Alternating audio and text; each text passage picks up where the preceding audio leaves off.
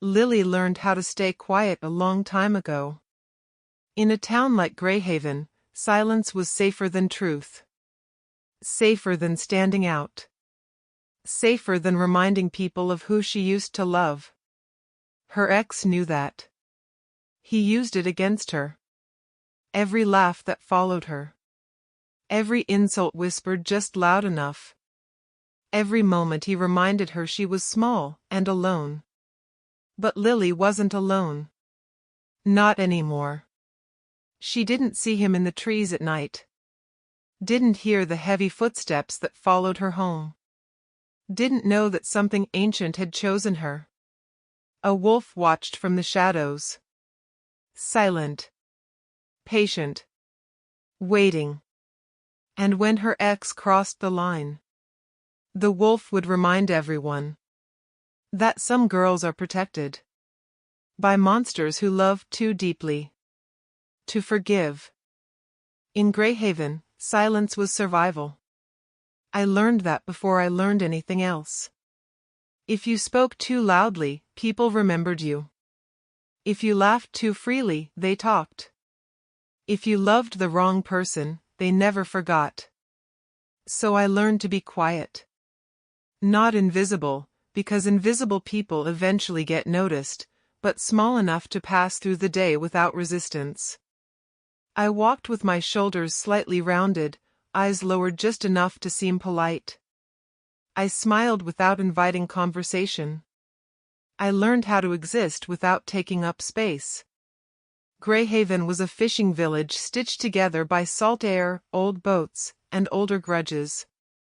The sea decided who stayed afloat and who drowned slowly.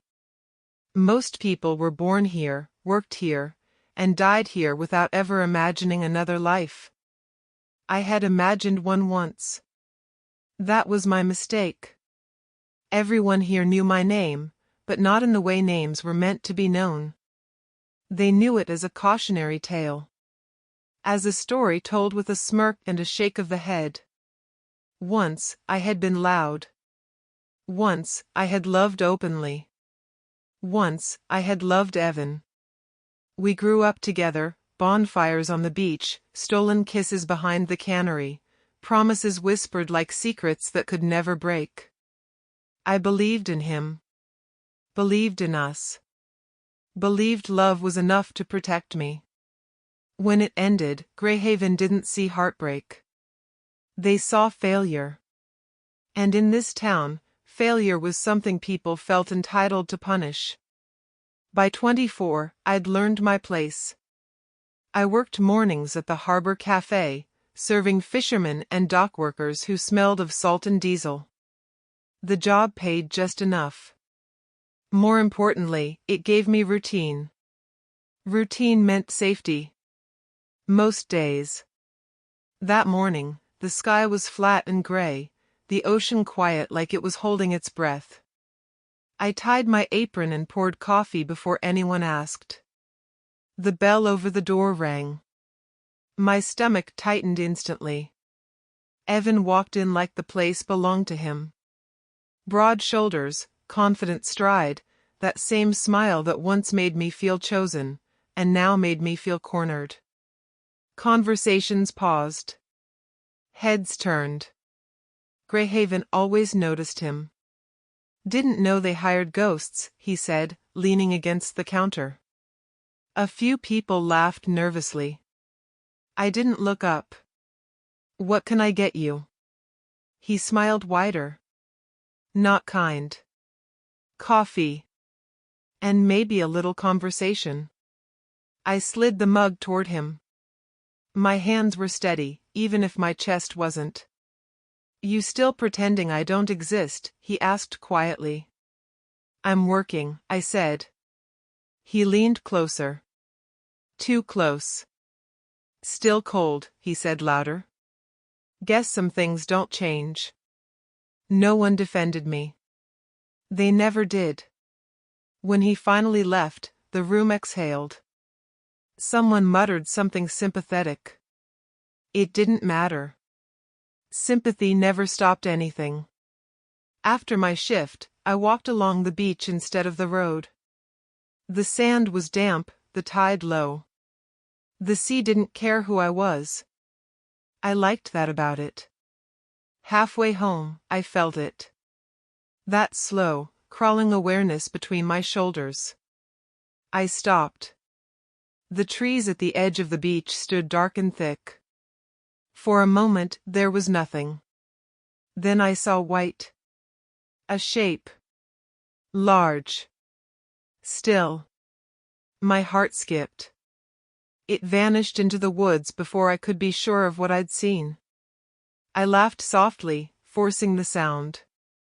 Wolves stayed deep in the forest. Everyone knew that. Still, I walked faster. That night, I dreamed of eyes watching from the dark. Of something pacing just beyond reach. I woke tangled in my sheets, breath uneven. The next day, things got worse. Someone bumped into me at the market and didn't apologize. Laughter followed. At the pier, whispers chased me like gulls. I kept my head down. By evening, I was exhausted. I took the shortcut past the old storage sheds. Evan stepped out from behind a stack of crates, blocking my path. "Running again," he said. "I need to go home." He laughed. "Relax. We're just talking." His hand brushed my arm. Possessive. Deliberate. "Don't," I said. Something shifted in the air. Heavy. Electric. From the corner of my eye, I saw movement near the trees. White. Evan didn't notice. But something else did. And it had been watching longer than I knew. Evan had always known how to hurt people without leaving marks. That was his real talent. By morning, the whole town seemed to know something had happened the night before. Not what exactly, details were never important in Greyhaven, but enough to feed the looks and whispers that followed me everywhere. I felt them the moment I stepped outside. The air was colder than it should have been, the sky heavy and low. I pulled my coat tighter and walked faster, but it didn't help. Greyhaven had a way of slowing you down, of reminding you that no matter how quickly you moved, it would always catch up. At the cafe, conversation dipped when I entered. Not silence. Silence would have been kinder. This was worse, the kind of quiet that let everyone hear themselves choosing not to speak. Cups clinked. Someone cleared their throat. A laugh started and stopped too quickly. I took my place behind the counter and focused on my hands. On pouring coffee. On wiping spills that weren't really there. "Morning, Lily," someone said, too brightly. "Morning," I answered. The door opened again. I didn't have to look to know it was Evan. "You hear the news?" he asked the room, his voice casual, amused. A few people chuckled. Someone muttered, "Ignore him." I kept my eyes down. Evan leaned against the counter like he belonged there. Like I belonged there too, like this was still something we shared. "You should be careful walking alone at night," he said, glancing at me. "People might get the wrong idea." My jaw tightened. "What idea would that be?" I asked quietly. He smiled. "That you're asking for trouble." There it was. The line he always crossed just enough to make me doubt myself. To make anyone listening wonder if maybe he was right. I didn't answer. He leaned closer. "Still playing the victim, Lily?" Something inside me twisted. Not because of what he said, but because of how familiar it felt. Evan knew exactly where to press. He always had. We hadn't started out this way. Once, he'd been kind. Or at least, he'd known how to seem that way. He'd made me feel chosen in a town that treated people like they were born into their roles and expected to stay there forever. When I'd pulled away, when I'd finally said no to the future he wanted, the kindness disappeared. What replaced it was entitlement. Evan didn't believe in losing. Especially not to someone like me. By midday, I'd had enough. I closed early and left before he could find another excuse to corner me. The walk home felt longer than usual, every sound magnified. A gull's cry made me flinch. A snapping twig sent my heart racing. I told myself I was being paranoid. Still, I cut across the beach again, keeping my distance from the trees. That was when I noticed the footprints. Large. Deep. Not human.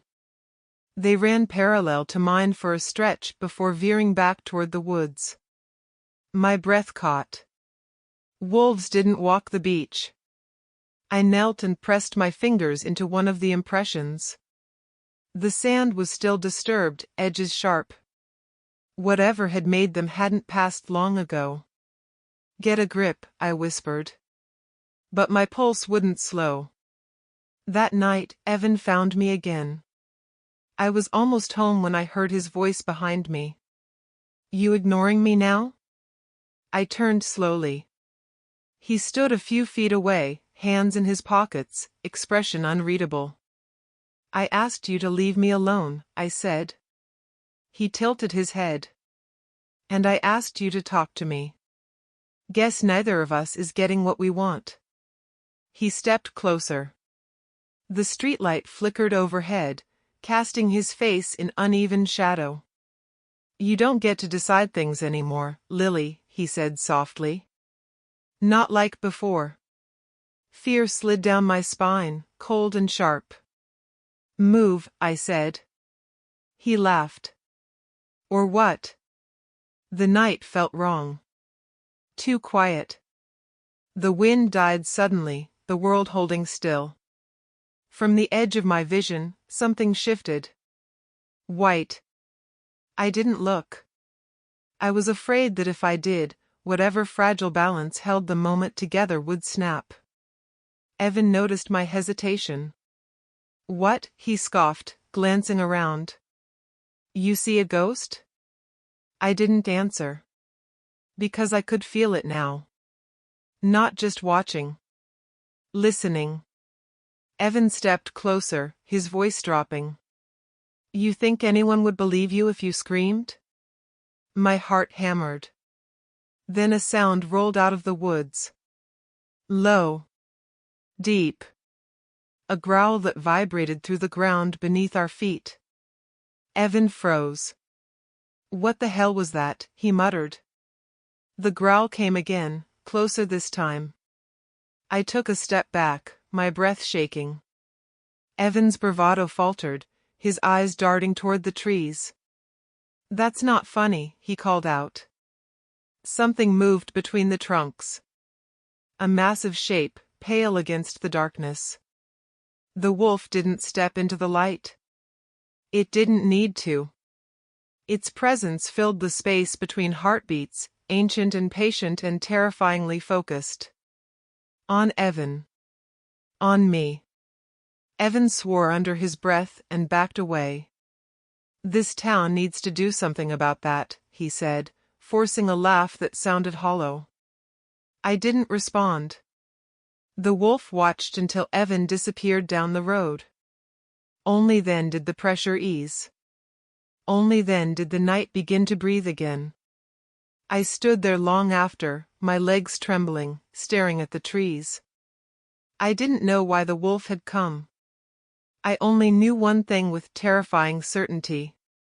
Evan wasn't done with me. And neither was the thing in the woods. After that night, I stopped pretending the woods were empty. Greyhaven woke the next morning like nothing had happened. Boats went out. Nets were hauled in. The cafe filled with voices and clinking mugs. If Evan felt embarrassed by how quickly he backed away, he didn't show it. By noon, he was laughing with his friends near the docks, loud and careless as ever. But he didn't come near me. Not once. That should have made me feel relieved. Instead, it left me unsettled. I couldn't shake the feeling that something had shifted, like the ground beneath my feet had moved slightly, just enough to throw everything off balance. People avoided my eyes more than usual. Conversations stopped when I passed. Someone muttered wolf under their breath as I walked by, and the word followed me all the way home. By late afternoon, a rumor had already taken shape. A fisherman claimed he'd seen a white shape moving along the cliffs at dawn. Someone else swore they'd heard howling near the old logging trail. Wolves had always been part of Greyhaven's folklore, but this felt different. Sharper. Closer. I told myself it had nothing to do with me. Still, when evening came, I hesitated before leaving the house. The sky was streaked with purple and gray, the air heavy with the promise of rain. I wrapped my coat tight and forced myself outside. I refused to live like I was afraid of my own shadow. Halfway down the path, I felt it again. That awareness. It wasn't sudden this time. It unfurled slowly, like fingers brushing the back of my neck. I stopped without meaning to and listened. The forest was never truly quiet. Leaves whispered. Branches creaked. Somewhere far off, something moved. Then I saw him.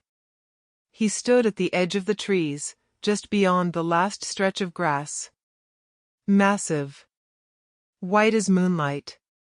His fur seemed to glow faintly in the dimness, every muscle carved in shadow and pale fire. His eyes, too bright, too intelligent, were fixed on me. My breath caught painfully in my chest. He didn't growl. Didn't bare his teeth. He simply watched. For a long moment, neither of us moved. Fear hummed through me, but beneath it was something else, something I didn't have a name for. A strange pull. Like standing too close to the ocean's edge, knowing the tide could take you and wanting to step closer anyway. "You're real," I whispered. The wolf's ears flicked forward. Slowly, deliberately, he lowered himself onto his haunches. Not submissive. Just patient. As if he had all the time in the world. I took a step back, my heel catching on a root. The sound snapped whatever fragile connection held the moment together. The wolf rose smoothly, turned, and vanished into the woods without a sound. The forest swallowed him whole. I stood there long after he was gone, heart pounding, hands shaking. That night, sleep refused to come. Every sound outside my window felt amplified, the scrape of branches, the distant crash of waves. At some point, I realized I wasn't alone. Not inside. I moved to the window and parted the curtain just enough to look out. At the far edge of the yard, near the tree line, two pale eyes reflected the moonlight. My breath fogged the glass. The wolf didn't move. Neither did I. We stayed like that for several minutes, staring at one another through darkness and distance. I should have closed the curtain. Should have turned away. Instead, I rested my forehead against the cool glass. "You're not here to hurt me," I murmured. The wolf tilted his head, just slightly. When I woke the next morning, something lay at the edge of my property. A fish. Fresh. Cleanly caught. Laid out carefully on a flat stone like an offering. I stared at it for a long time before my legs remembered how to move. No footprints surrounded it. No sign of how it had been placed there. Only white fur caught briefly on a thorn at the forest's edge. Word spread fast. "Wolves don't leave gifts," someone said at the cafe. "Something's wrong with that thing," another replied. By midday, a group of men had gathered near the docks, talking in low, angry voices. I heard Evan's laugh cut through the tension, sharp and dismissive. "Probably rabid," he said. "Or worse." I felt cold. That evening, I walked the long way home, skirting the woods. The sky darkened early, clouds rolling in heavy and low. Halfway along the path, I sensed movement beside me. Not behind. Beside. I stopped. The wolf emerged from the trees and paced parallel to me, several yards away. Close enough that I could see the scars along his flank. Close enough that I could hear his breathing. He matched my steps exactly. "You're following me," I said softly. He didn't deny it. A laugh escaped me, shaky and disbelieving. "You're supposed to be dangerous, you know." The wolf glanced at me, then looked ahead again. I reached my gate and hesitated. Slowly, I turned to face him. "What do you want?" I asked. The wolf stopped. For a heartbeat, I thought he might step closer. Instead, he sat, lowered his massive head, and waited. Something in my chest tightened painfully. I didn't understand what was happening. Didn't understand why fear and comfort tangled together inside me until I couldn't tell them apart. I stepped inside the gate and closed it gently. The wolf remained where he was until I reached my door. Only then did he rise and fade back into the woods. That night, Evan's voice echoed in my dreams, mocking, cruel, confident. But every time he reached for me, white teeth flashed in the dark. And I woke with the certainty that whatever the wolf was, he wasn't leaving. The storm came in overnight. Greyhaven woke to rain slamming against windows and waves crashing hard enough to rattle the docks. The kind of storm that turned the sea ugly, dark, churning, unforgiving. Fishing boats stayed tied down. The harbor cafe stayed closed. The whole town felt like it was holding its breath. I should have stayed inside. Instead, I pulled on my coat and headed for the beach. I told myself I was checking for storm damage. That it was responsible. Sensible. But the truth sat heavier in my chest. I needed to know if the wolf was real. If the night before hadn't been my imagination wrapping fear in fur and moonlight. The wind cut sharp against my face as I reached the shore. Rain soaked my hair, plastered my clothes to my skin. The tide was high, waves clawing at the sand like they wanted to drag the land back into the sea. That's when I saw him. A shape near the waterline. Too still. Too human. My heart lurched. I ran. He lay half in the surf, half on the sand, dark hair plastered to his forehead, clothes torn and soaked through. He wasn't moving. For a horrible second, I thought he was dead. Then I saw his chest rise. "Hey," I shouted, dropping to my knees beside him. "Hey, can you hear me?" No response. Up close, he didn't look like anyone I knew from Greyhaven. His face was unfamiliar, strong features softened by something vulnerable, like sleep or pain. There were scratches along his arms, angry red marks that looked too deep to be from brambles alone. My gaze flicked instinctively toward the tree line. Nothing. The woods were dark and watching, but empty. "I can't leave you here," I whispered. I didn't think about the risk. Didn't think about what the town would say. I just acted. I hauled him out of the reach of the waves inch by inch, my muscles burning, rain soaking us both. He groaned faintly. "You're safe," I said, though I wasn't sure who I was trying to convince. It took everything I had to get him to my house. By the time I dragged him inside, my hands were shaking and my lungs felt like fire. I laid him on the couch, stripped off his wet coat, and wrapped him in blankets. Up close, I noticed more things. Old scars layered over newer ones. Calloused hands that spoke of strength and work. A faint mark on his shoulder, almost like a symbol, but I couldn't quite make it out. He stirred as I wiped rain from his face. "Easy," I murmured. "You're okay." His eyes opened. They were the clearest gray I'd ever seen. Not empty. Not wild. Just lost.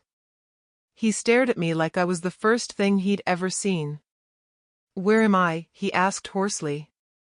"Greyhaven," I said gently. "You were on the beach. Do you remember anything?" His brow furrowed. He closed his eyes, then opened them again, panic flashing briefly across his face. "My name," he said slowly. I don't know it." Something twisted in my chest. "That's okay," I said, even though it wasn't. "We'll figure it out." He swallowed. "Did you find me?" "Yes."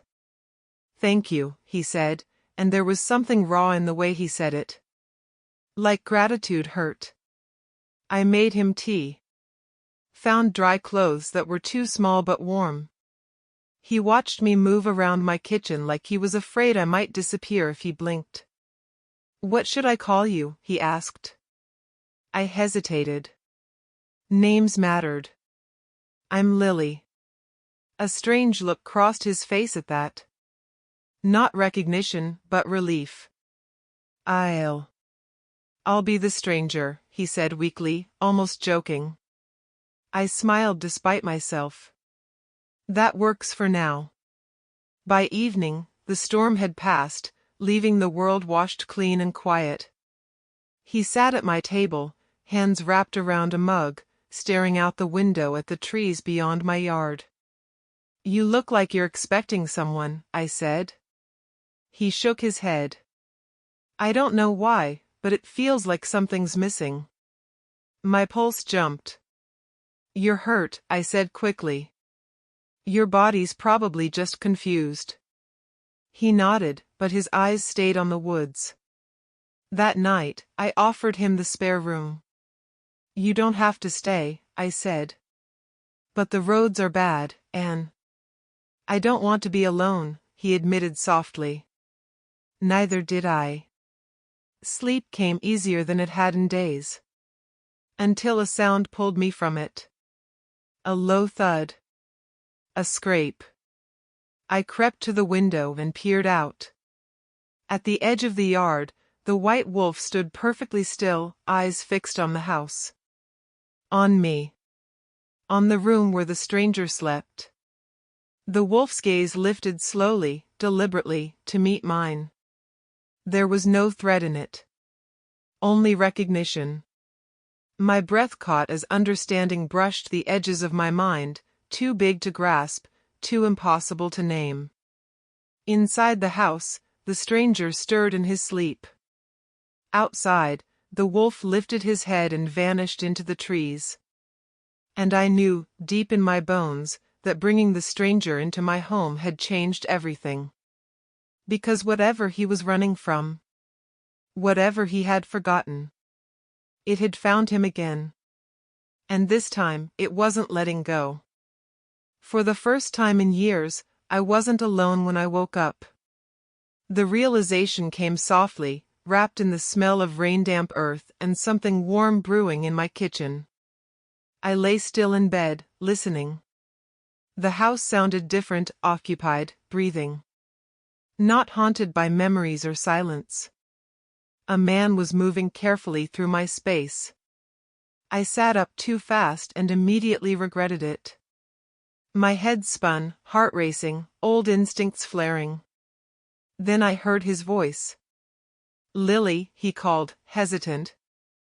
I hope it's okay." I couldn't sleep.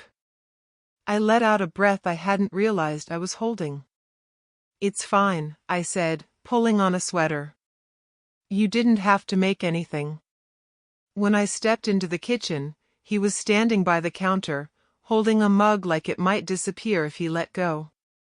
He'd washed his hair, and it curled slightly now, softer than it had looked the night before. He'd shaved too, revealing a strong jaw and a faint scar along his chin. He looked human. And somehow that scared me more than the wolf ever had. "I didn't know what you liked," he said. "So I just made tea." "Tea is perfect," I replied. He smiled, small, uncertain, but real. Something inside my chest shifted. For a few quiet minutes, we sat together, the world outside our windows hushed. He told me what little he knew, that he remembered pain, water, running. That when he tried to think beyond that, his head felt full of static. "I wake up tense," he admitted. "Like I'm bracing for something." My fingers tightened around my mug. "Do you remember your dreams?" He hesitated. "No. But sometimes I wake up outside. Or in places I don't remember going to." Cold crept up my spine. Before I could respond, a knock sounded at the door. Sharp. Insistent. My heart sank. "I'll get it," I said, already knowing who it was. Evan stood on my porch, rain jacket half-zipped, eyes sharp and assessing. His gaze flicked past me, into my house. "Well," he said slowly. "That didn't take long." "Leave," I said. He laughed. "You bring strangers home now? That's new. Or maybe it's not." Something dark flickered in his eyes. "Town's talking, Lily. Found man on the beach. Wolves near the woods.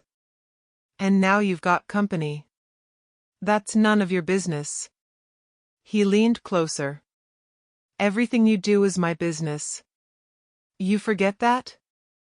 I felt the stranger step up behind me. Not touching. Just there. Solid. "Is there a problem?" he asked calmly. Evan looked him over, lip curling. "Yeah. There is." The air felt charged again, tight, brittle. "Get off my property," I said, my voice shaking despite my effort. Evan's smile sharpened. "You always did like pretending you had a backbone." That was when it happened. A sound rolled through the morning air, low, thunderous, unmistakable. A growl. Evan froze. The stranger went rigid behind me, breath hitching sharply like something had struck him from the inside. From the edge of the woods, white fur emerged between the trees. The wolf stood there in full daylight, massive and terrifying and beautiful. His eyes locked on Evan with absolute focus. This is what I was talking about," Evan stammered, backing away. "That thing's dangerous." The wolf took a single step forward.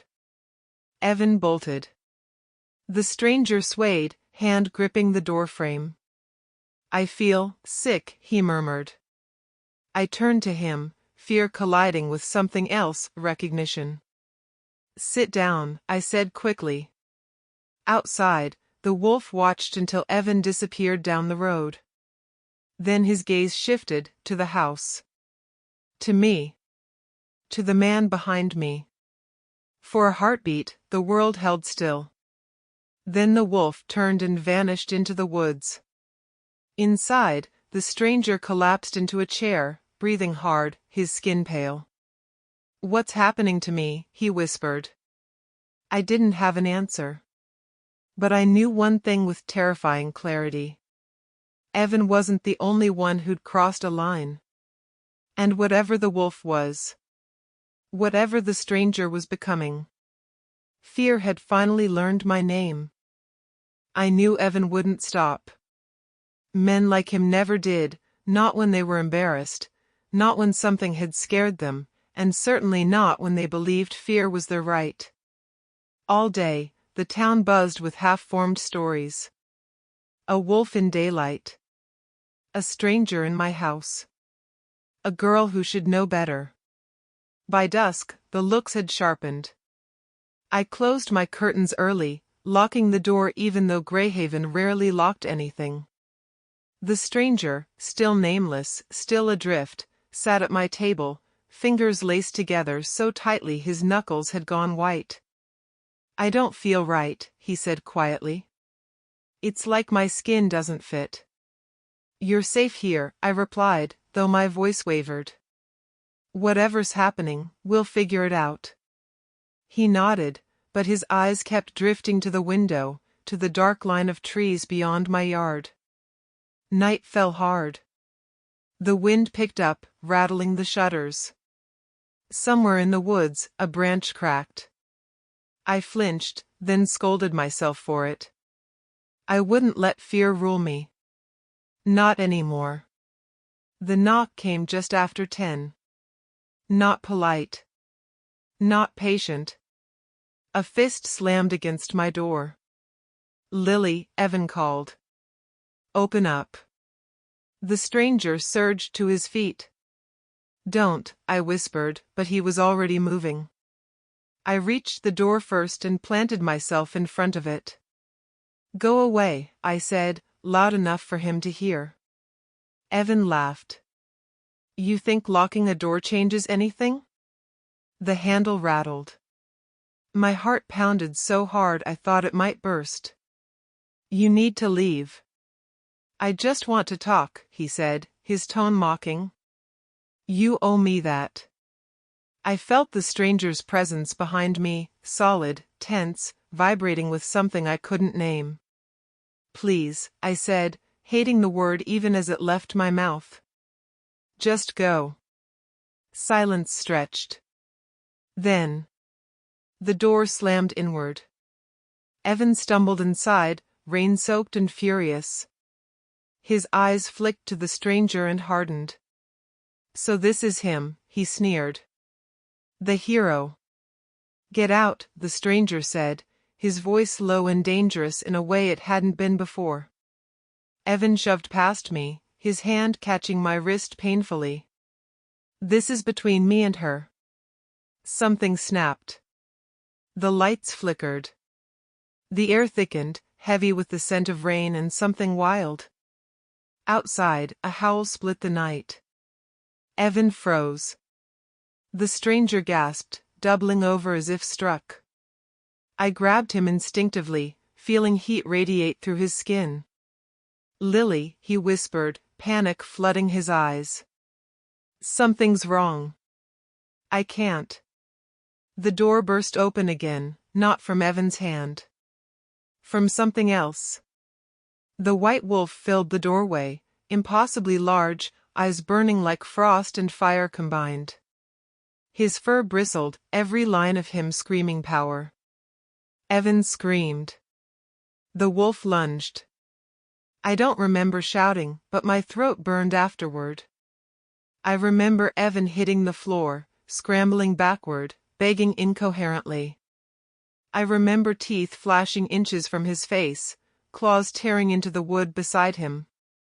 The wolf didn't kill him. That was the cruelest part. He pinned Evan there, growling low and deep, making sure he understood exactly how close he'd come to dying. And the whole town saw it. Lights snapped on. Doors flew open. Shouts echoed down the street. Someone yelled, "It's attacking!" The wolf lifted his head, eyes sweeping over the gathering crowd. For a moment, he looked almost regal, untouchable. Then his gaze flicked back to me. And softened. He released Evan, who collapsed sobbing onto the floor, and turned away. With one powerful leap, the wolf vanished into the night. Silence followed. Not peace. Never peace. By morning, Greyhaven had decided. They didn't talk about what Evan had done. They talked about the wolf. About danger. About safety. About how monsters didn't belong near people. They talked about hunting it. I sat at my kitchen table, staring at the stranger across from me. He looked exhausted, hollow-eyed, scratches lining his arms like fresh memories clawing their way to the surface. I dreamed of teeth, he said softly. And blood. And you calling my name. My chest ached. You didn't hurt him, I said. He looked up at me, eyes full of confusion and fear. Didn't I? Outside, voices rose. Boots crunched on gravel. Men gathered with purpose. And I knew, with a certainty that settled deep in my bones, that if I didn't uncover the truth soon, Greyhaven would destroy the very thing that had saved me. And it would call it justice. Greyhaven didn't wake gently the next morning. It woke angry. Voices carried through the fog before the sun had fully risen. Boots scraped against gravel. Doors slammed. I stood at my window, watching men gather in small knots along the road, men I'd known my entire life, faces hardened by fear and excitement in equal measure. Fear always needed a target. And this time it had found one. They say it nearly killed him. That thing's been watching the girl for weeks. Could have been a child next. Each sentence felt like a stone dropped into my chest. No one mentioned why Evan had been at my house. No one questioned why he'd forced his way inside. Greyhaven didn't care about the beginning of stories, only the ending that suited them best. The stranger sat at my table, head bowed, hands trembling slightly as he stared at the scratches along his forearms. They were deeper now, angrier. Fresh. I don't remember leaving the house, he said quietly. But I woke up behind the shed. My clothes were torn. And I can still feel it, like something inside me is pacing. My throat tightened. You didn't hurt anyone. He looked up at me, eyes shadowed. Didn't I? A knock sounded at the door, hesitant this time, but firm. I stiffened. Stay here. When I opened it, Mrs. Hale stood on my porch, shawl pulled tight around her shoulders. She wouldn't meet my eyes. Lily, she said. They're forming a search party. For the wolf, I replied flatly. She nodded. It attacked a man. People are scared.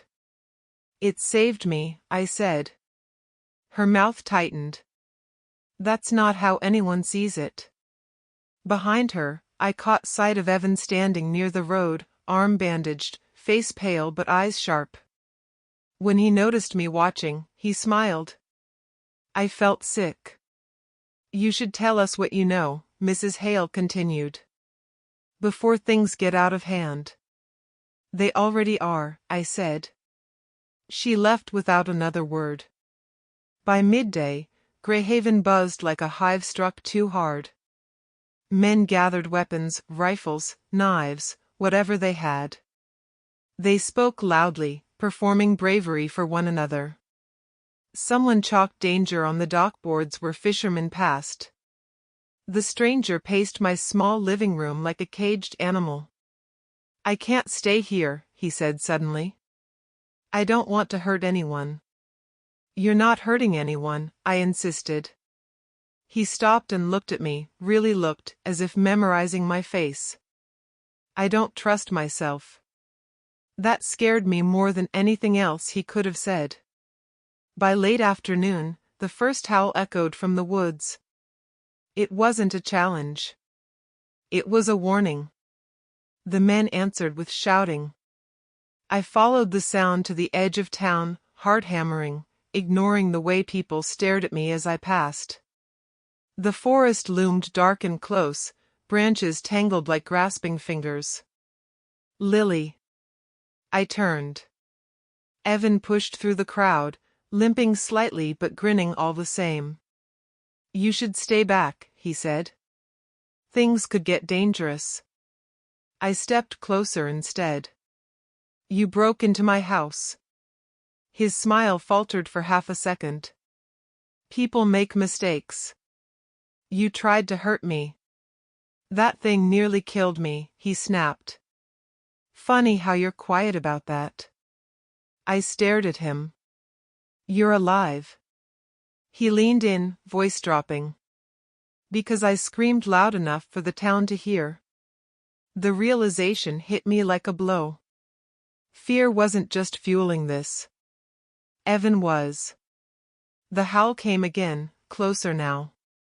The crowd surged forward. Don't. I shouted, but my voice drowned beneath theirs. Branches cracked. A white shape moved between the trees, fast and fluid. The wolf didn't charge. He circled, eyes glowing, putting himself between the men and the town. Between them and me. Guns lifted. I ran. I didn't think. I didn't hesitate. I shoved my way to the front and stepped into the open space between the wolf and the mob. Stop. I screamed. Everything froze. The wolf's gaze snapped to me, sharp and fierce, and terrified. Get back here, someone yelled. No, I said, my voice shaking but loud. You don't get to do this. Evan's face twisted. He's a monster. I looked at the wolf, at the scars along his flank, at the intelligence in his eyes, at the way his body angled toward me, protective even now. No, I said. He's not. For a heartbeat, the world balanced on the edge of a blade. Then the wolf turned and vanished into the trees. The men shouted. Shots rang out, echoing uselessly through the forest. Birds scattered. Silence followed. I stood there, shaking, tears burning my eyes. That night, the stranger didn't come home. I searched until my legs gave out, calling his name, every name I could think of, into the dark. I found him just before dawn. He lay at the edge of the woods, unconscious, scratches covering his body, blood dried along his skin. When he opened his eyes, he looked at me like he was seeing me for the first time. I dreamed I was hunted, he whispered. And that I deserved it. I gathered him into my arms and held on. Because the town had chosen its monster. And if I didn't fight back, they would destroy the man I was already falling in love with, whether he remembered being that monster or not. I didn't let anyone see me bring him home. Greyhaven was too busy congratulating itself on survival to notice a woman dragging a half-conscious man through the back paths of town. Fog still clung low to the ground, softening shapes, swallowing sound. I took advantage of it, my heart hammering with every step. He was heavier than he looked. Or maybe I was just tired, bone-deep tired, the kind that settled in your muscles and refused to leave. His skin burned beneath my hands, feverish, and every shallow breath he took felt like borrowed time. Stay with me, I whispered, more plea than instruction. He didn't answer. By the time I got him inside and laid him on the bed, my hands were shaking uncontrollably. I stripped away his torn clothes, my breath catching at the sight of him. Scratches crisscrossed his chest and arms, deep and raw, some already scabbing, others still bleeding faintly. Bruises bloomed along his ribs like shadows. This wasn't from running through branches. This was from being hunted. I cleaned his wounds the best I could, working slowly, carefully. He stirred once, his fingers curling weakly into the sheets. No, he murmured, eyes still closed. Don't shoot. My throat burned. You're safe, I said, though the words felt thin. I've got you. When he finally woke, it was late afternoon. He stared at the ceiling for a long moment, breathing shallowly, eyes unfocused. Then his gaze snapped to me, sharp with fear. What did I do? He asked. I sat on the edge of the bed, keeping my voice steady. You were hurt. I found you near the woods. He swallowed hard and pushed himself up on his elbows, then froze as pain lanced through him. His eyes dropped to his arms, to the scratches, to the dried blood beneath his nails. I don't remember, he said slowly. But it feels like I should. The way he said it chilled me. Last night, he continued, voice barely above a whisper, I dreamed of running. Of teeth snapping behind me. Of turning and never being fast enough. My pulse thudded in my ears. And? I prompted gently. And then I wasn't running anymore, he said. I was fighting. Silence stretched between us. I stood and crossed the room, needing distance before my fear showed. Outside, voices drifted faintly through the air, men still searching the woods, still hungry for something to blame. They're looking for the wolf, I said. He flinched. I don't want to be here, he said suddenly. I don't want to put you in danger. You didn't, I replied. You protected me. He laughed softly, humorless. You don't know that. I turned back to him then. Yes, I said. I do. Something shifted in his expression, conflict, disbelief, something darker. That night, he slept again. I didn't. I sat in a chair by the bed, listening to the rise and fall of his breathing, watching the moon climb higher outside the window. Sometime after midnight, a sound pulled my attention sharply. A soft thud. I was on my feet instantly. The bed was empty. Panic flooded me. Hey! I hissed. Where are you? The back door stood open, cold air spilling inside. I grabbed my coat and followed the path his bare feet left in the dirt, my chest tight with dread. The woods swallowed sound, branches scratching at my arms as I pushed through. I found him at the clearing's edge. He stood there barefoot and shaking, staring down at his hands. They were bloody. Fresh. I woke up here, he said hoarsely when he noticed me. I don't know how I got here. My stomach twisted. What do you remember? I asked. He dragged a hand through his hair. A pull. Like something inside me wanted to be out here. Like I couldn't stop it. A low sound drifted through the trees, not a growl, not a howl, but something in between. Recognition flashed across his face. That sound, he whispered. I know it. Before I could respond, a shadow moved across the clearing. White fur caught the moonlight. The wolf stepped into view, massive and silent, eyes locked on the man standing beside me. My breath hitched. The man stiffened. Not with fear, but with something that looked like pain. I can feel him, he said, voice breaking. Like he's part of me. The wolf took a step closer. The man mirrored it. My heart slammed against my ribs. Stop, I whispered. Please. Both of them froze.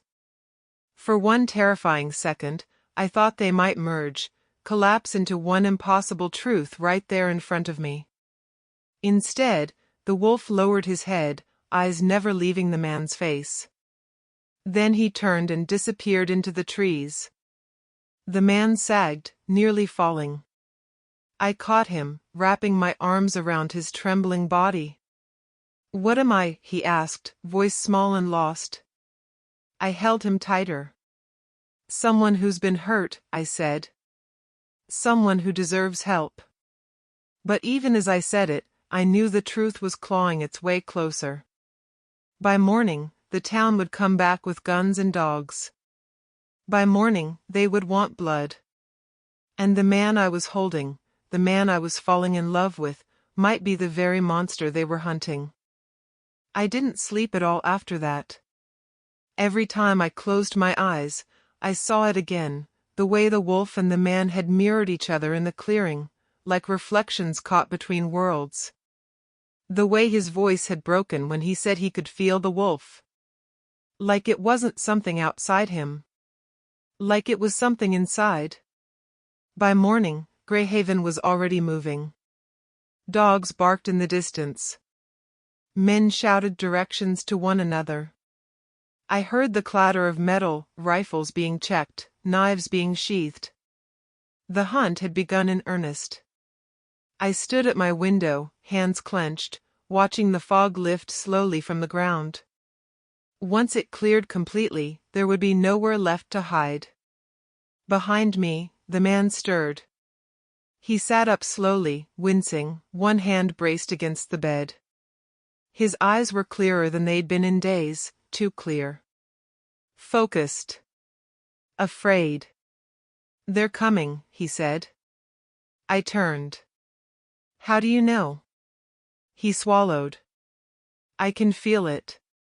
Like pressure. Like something is pulling me toward the woods." My heart sank. "Sit," I said gently, moving toward him. "Please." He obeyed, watching me with an intensity that made my chest ache. "I need you to listen to me," I said. "And I need you to be honest. No matter how strange it sounds." He nodded. "Do you lose time?" I asked. "Hours you can't remember?" "Yes." "Do you wake up hurt? Or somewhere you didn't go to sleep?" "Yes." "And when you hear the wolf, does it feel familiar?" His jaw tightened. He looked away, staring at his hands. "It feels like remembering something I was never allowed to know," he said quietly. The words settled between us, heavy and undeniable. I took a breath that felt like it split my ribs. "I think the wolf is you." Silence. Not the kind filled with denial or anger, but the kind that comes when something already known is finally spoken out loud. He laughed softly, the sound broken. "That's impossible." "I know," I said. "I've been telling myself the same thing." He looked up at me then, eyes wide with something raw and unguarded. "Last night, when the men chased it, I felt pain. Not fear. Pain. Like it was happening to me." My throat closed. "And when Evan screamed," he continued, voice shaking, "I felt," he stopped, breath hitching. "Relief." The word felt like a knife. I crossed the room and knelt in front of him, taking his hands in mine. They were warm. Human. Steady. "You didn't kill him," I said firmly. "You stopped him." His grip tightened around my fingers. "What if next time I don't?" Fear flickered through me, but beneath it was something stronger. Resolve. Love, sharp and sudden and terrifying. "Then we make sure there isn't a next time," I said. Outside, a dog barked closer now. Another answered. The man stood abruptly, pacing the small room like a storm trapped in walls. "I can't stay here. If they find me—" "They won't," I said, even though I didn't know how I could promise that.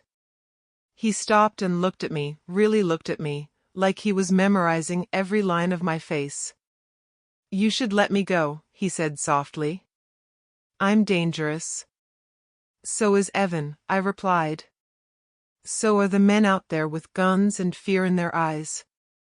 Being dangerous doesn't make you a monster." He exhaled shakily. "What if I hurt you?" I stood and stepped closer, closing the distance between us. "You won't." "How can you be sure?" "Because you already had chances," I said. "And you chose not to." Something in him cracked then. He pressed his forehead to mine, breath uneven. I felt the tension humming beneath his skin, the barely contained force of something ancient and wild, and the very human fear wrapped around it. "I don't want to lose you," he whispered. The words settled deep in my chest. You won't, I said. Not if I have anything to say about it. A shout rose outside. Someone called Evan's name.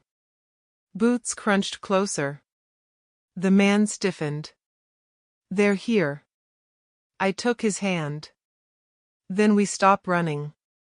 I led him to the back door, toward the narrow path that cut between my yard and the woods. The forest loomed ahead, dark and alive. Stay close to me, I said. As we stepped into the trees, the air changed instantly, cooler, heavier. I felt watched again, but not in the way that made my skin crawl. In the way that made my heart steady. A shape moved ahead of us. White fur emerged from shadow, eyes glowing softly in the gloom. The wolf stood there, waiting. The man's breath caught. He took an unconscious step forward. The wolf mirrored him. I squeezed his hand. Easy, I whispered. For a long moment, the man and the wolf simply stared at one another, two halves of the same impossible truth. Then the wolf lowered his head. Not in submission. In recognition. The man sagged, tears spilling down his face. It's me, he whispered. Isn't it? I didn't answer. I didn't need to. Behind us, voices shouted, closer now. Dogs barked, frantic. The wolf lifted his head sharply, ears pricked. He glanced at me once, eyes fierce, protective, unmistakably aware. Then he turned and vanished deeper into the forest.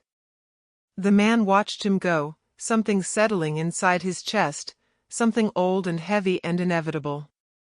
They won't stop, he said. No, I agreed. They won't. I tightened my grip on his hand. Then we don't let them take you, I said. Because the truth was out now. And I would stand between him and the world, between the man and the monster they feared, with nothing but love and stubborn will. Even if it burned Greyhaven to the ground. The woods felt alive as we moved through them. Every step I took seemed to echo, though I knew that was fear talking. Branches brushed my sleeves like warning fingers. Somewhere ahead, the wolf moved unseen, guiding us deeper, faster, away from the sounds of shouting and barking that followed like a storm. The man beside me, my stranger, kept pace, though I could feel the strain in him. His breathing came uneven, and every now and then he flinched as if struck by something I couldn't see. Stop, he whispered suddenly. I turned. His eyes were unfocused, jaw clenched, hands trembling. I can hear them, he said. Not just the men. Everything. The dogs. The birds. The ground. Fear spiked in me, sharp and bright. Look at me, I said, gripping his face gently. You're here. You're with me. He nodded, forcing himself to breathe. The shouting grew louder. A beam of light cut through the trees, sweeping wildly. They'll corner us, he said. You should go back. No, I replied instantly. I'm not leaving you. A voice cut through the forest, loud and cruel. Lily. Evan. My stomach twisted. He pushed through the underbrush ahead, shotgun slung over his shoulder, face flushed with excitement that had nothing to do with fear. Men followed behind him, their expressions hard and eager. There you are, he said, smiling like he'd won. Knew you'd lead us straight to it. I stepped forward before the man beside me could react. This ends now, I said. Evan laughed. You always were dramatic. He lifted the gun slightly, not aiming yet, but close enough. That thing attacked me, he continued. The town wants it dead. You broke into my house, I said. My voice shook, but I didn't stop. You grabbed me. You scared me. Murmurs rippled through the group. Evan's smile tightened. Careful, Lily. People might think you're lying. I took another step forward, placing myself fully between them and the man behind me. I'm not, I said. And you know it. For a moment, something like uncertainty crossed a few faces. Then Evan snorted. She's protecting it, he said. Figures. A growl rolled through the forest, deep and resonant. The wolf stepped into view. Gasps broke out. Someone swore. A dog whimpered and pulled at its leash. The wolf stood tall, white fur catching the lantern light, eyes burning with calm fury. He didn't lunge. Didn't threaten. He simply existed. The man behind me staggered, clutching his head. I can't, he whispered. It's too loud. I glanced back at him, then squared my shoulders. Lower your weapons, I said. Someone laughed nervously. She's lost it. Evan raised the gun fully now, aiming at the wolf. Step aside, Lily. No. You're choosing a monster over people. I shook my head. I'm choosing the truth. The wolf's gaze shifted to me. Something passed between us then, silent and heavy. Understanding. Promise. Evan's finger tightened on the trigger. The man cried out, falling to his knees. Stop. Every head turned toward him. Evan frowned. What's wrong with him? The man lifted his head slowly, eyes blazing with something ancient and fierce. Because if you shoot him, he said, voice shaking but strong, you shoot me too. Confusion rippled through the group. What does that mean? Someone demanded. The man pushed himself to his feet, standing beside me now. I don't remember everything, he said. But I know this much. He looked at the wolf. He's me. Silence slammed down like a wave. Evan laughed, sharp and disbelieving. You expect us to believe that? I don't care what you believe, the man replied. I care what you do next. The wolf moved closer, stopping just behind us. I could feel his presence like a wall at my back, solid, unwavering. A dog broke free and lunged. The wolf snarled, a sound that vibrated through bone and blood. The dog skidded to a stop, terrified. Men shouted. Guns lifted. I raised my arms. Enough. My voice rang out, louder than I'd ever heard it. Stronger. He saved me, I said. When Evan attacked me. When no one else did. Every eye swung to Evan. That's a lie, he snapped. She's confused. Ask him why he was at my house, I said. Ask him why he forced his way in. The murmuring turned ugly. Evan's face reddened. She's twisting things. The wolf growled again, low, warning. The man stepped forward, voice steady now. I won't run anymore. Evan raised the gun. The wolf surged forward in a blur of whitened fury, knocking the weapon aside with terrifying speed. It discharged harmlessly into the trees. Men screamed. Someone dropped a lantern. The wolf stood over Evan, teeth bared inches from his throat. And then he stopped. Slowly, deliberately, he turned his head and looked at me. I shook my head once. Don't, I whispered. The wolf stepped back. Evan scrambled away, sobbing. No one moved. Fear hung thick and heavy, but beneath it was something else. Respect. I turned to the men. You can hunt monsters, I said. Or you can look at the one standing right in front of you. The wolf took one final step back into the shadows, watching until the men lowered their weapons. Only then did he disappear.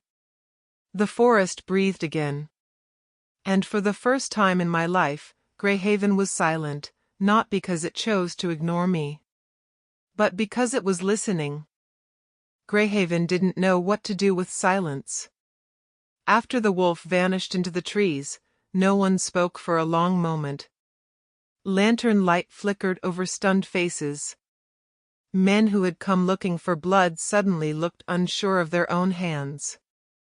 Evan was the first to move. He scrambled to his feet, mud-streaked and shaking, his bravado leaking away like water through cracked glass. "You all saw it," he said hoarsely. "That thing nearly killed me. It's dangerous. It doesn't belong here." No one answered him. I could feel the man beside me steadying, like something inside him had finally settled into place. He stood straighter now, pain still etched into his face but no longer ruling it. "You broke into her home," he said quietly. Evan snapped his head toward him. "You don't get to talk." "I do," he replied. "Because I remember that part." A murmur rippled through the group. "I remember your hand on her wrist," he continued. "I remember her fear. I remember why the wolf came." Evan's face twisted. "You're lying."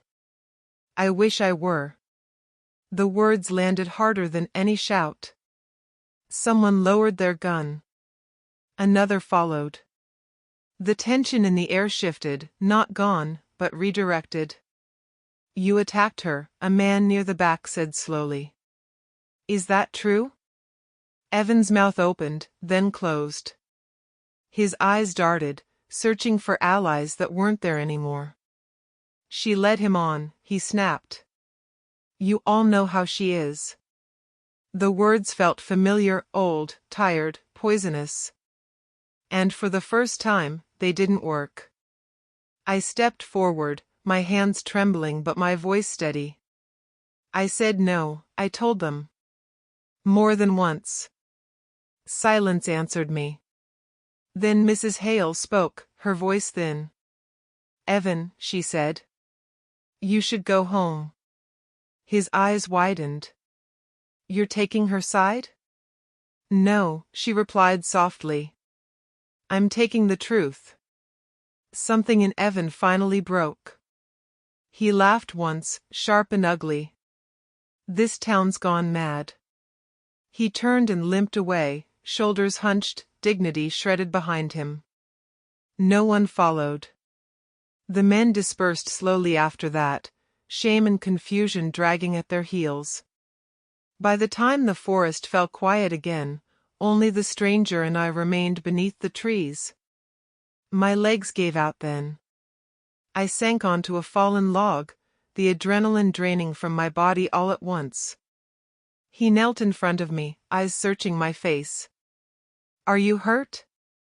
I shook my head. "Just tired." He hesitated, then reached for my hands. His touch was warm, grounding. "Human." "I remember more," he said softly. My breath caught. "What do you remember?" "Running," he said. "Hiding. Being hunted long before I ever came here." His jaw tightened. "And choosing you." My heart stumbled. "Choosing me?" "The wolf didn't find you by accident," he said. "I didn't wash up on that beach by chance. Something in me was already looking for you." A sound drifted through the woods then, not a howl, not a growl. A presence. The wolf stepped into the clearing. He moved differently now. Slower. Certain. Moonlight washed over his white fur, illuminating every scar, every powerful line. He stopped a few paces away and looked at me. Not like a predator. Like something that had finally come home. The man beside me inhaled sharply. "I can feel him," he whispered. Not fighting anymore. Just there. The wolf approached, lowering his massive head until it was level with my chest. I didn't think. I reached out and rested my hand against his fur. Warm. Solid. Real. The wolf exhaled, a deep, contented sound that vibrated through my palm. His eyes never left mine. Something ancient and unmistakable settled over us, a bond snapping into place with quiet inevitability. The man's breath shuddered. "That's it," he murmured. "That's what's been missing." The wolf stepped back then, turning his head toward the man. For a moment, they stared at one another, two reflections of the same soul. Then the wolf bowed his head. The man straightened, pain flaring briefly across his features before easing. When he looked at me again, his eyes burned with recognition and something fierce and protective. "I remember who I am," he said. I stood slowly, my heart hammering. "Who?" "A king," he said simply. "And you're my mate." The words should have frightened me. Instead, they felt like truth. The wolf lifted his head and let out a low, powerful sound that echoed through the forest, not a threat, not a warning. A claim. Somewhere in the distance, Greyhaven heard it. And for the first time, the town understood something it had never wanted to before. The monster wasn't in the woods. It was the fear they'd been feeding for generations. And the wolf who stood before me, my wolf, would burn the world down before letting that fear touch me again. Greyhaven didn't chase us after that night. It didn't welcome us either, but I didn't need its approval anymore. Morning came slow and pale, light creeping over the rooftops like it was afraid to touch what had happened. I stood at my window, watching the town wake in pieces. Doors opened. Curtains twitched. People looked at my house, then quickly looked away. Fear hadn't vanished. It had simply learned restraint. Behind me, he stirred. The man, no, the king, sat up, pressing a hand to his chest as if checking that he was still whole. His eyes were clear now. Grounded. When he looked at me, there was no confusion left in them. Only recognition. "I remember enough," he said quietly. "Not everything. But the important parts." I crossed the room and sat beside him. "Do you remember your name?" He shook his head. "Not yet. But I know who I am to you." Warmth spread through my chest, steady and sure. "That's enough for now." Outside, boots crunched on gravel. I stiffened out of habit, then stopped myself. I wouldn't live like that anymore. Mrs. Hale stood at the edge of the yard, hands folded, eyes tired. "We're not hunting," she said before I could speak. "Not anymore." I studied her face, searching for excuses, lies. Found none. Just shame. "Evan's leaving town," she continued. "His brother's taking him in. People don't want trouble." I almost laughed. For years, trouble had lived quietly inside me, pressed down by fear and habit. And now, suddenly, the town wanted peace. "Thank you for telling me," I said. She nodded once and left. When I turned back inside, he was watching me with an intensity that made my breath hitch. "They're afraid," he said. "Yes." "Of you?" I smiled faintly. "Of themselves." We didn't leave Greyhaven that day. We packed slowly. Carefully. I gathered the pieces of my life that still mattered: the photos, books, the chipped mug I loved. The rest I left behind without regret. At the forest's edge, the wolf waited. White fur bright against green shadow. Powerful. Patient. I didn't hesitate this time. I walked straight to him and rested my forehead against his shoulder. He breathed me in, deep and steady, like he was memorizing my scent for every lifetime that might come after this one.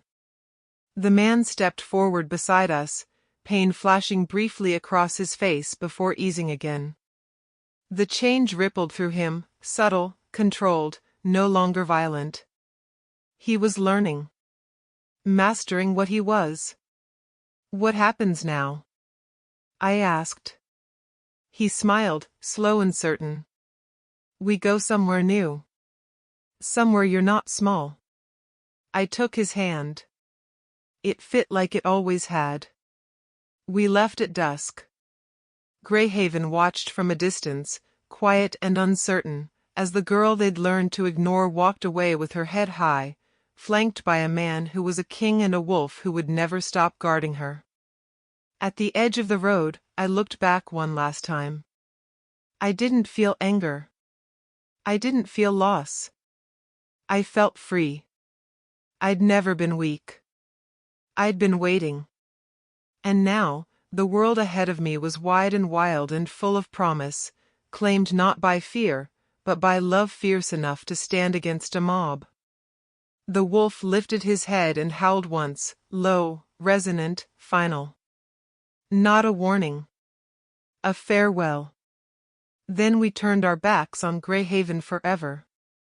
And walked into a life that finally belonged to us. Wolf face sparkles.